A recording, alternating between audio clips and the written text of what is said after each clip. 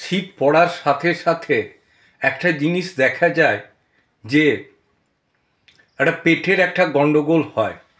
বারবার বাথরুম যাবার টেন্ডেন্সি, পেটটা কুনিয়ে উঠলেই পায়খানা যেতে হয়। গেলে হয়তো বায়ু সরল হলো, বা একটুখানি বড়ি দেওয়ার মতো বা ময়দা গোলার মতো একটু বেরিয়ে যেয়ে পেটটা কিন্তু হালকা হয়ে গেল।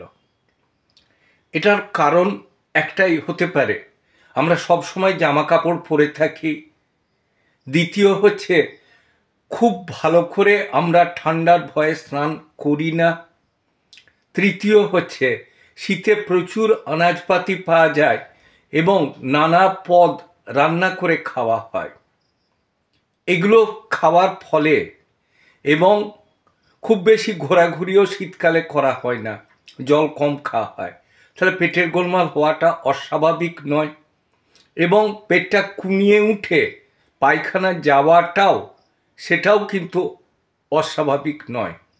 কাজেই এগুলোর থেকে আমাদের যদি ঠিক থাকতে হয়, প্রচুর শাক পাতা বা নানা রকম পদ একই দিনে না খাওয়া, যদি খেতেও হয় সেটা পরিমাণ রেখে খাওয়া এবং সময় নিয়ে খাওয়া।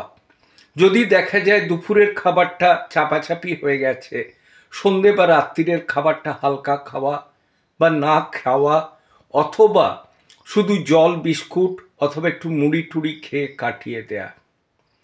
রাত্রিরে ঘুমের আগে একটু বিশ্রাম নেওয়া, ঘোরাঘুরি করা, এই সবগুলো যদি আমরা করতে থাকি এবং তার সাথে যদি ডাক্তারবাবুর পরামর্শ মতো চলতে থাকি এবং ওষুধ ব্যবহার করতে থাকি, তাহলে কিন্তু আমাদের শীতে এই যে বারবার বাথরুম যেয়ে ঠান্ডা লাগার টেন্ডেন্সিটা কিন্তু আসবে না। এটা কি করা হয়, যে ডাক্তারবাবুর কাছে যে সব কিছু বললে উনি তখন তার প্রতিবিধান দেবেন। এক্ষেত্রে হোমিওপ্যাথি ওষুধ খুব ভালো কাজ করে। কলোসিন পোটেন্সি বা কলোসিন মাদার যদি আমরা খাই, খুব ভালো কাজ পাবো। এবং হাইড্রাস্টিস ক্যান মাদার যদি খাই, কাজ পাবো। তবে নিজেরা না খেয়ে ডাক্তারবাবুর পরামর্শ মতো চললে ভালো থাকবেন।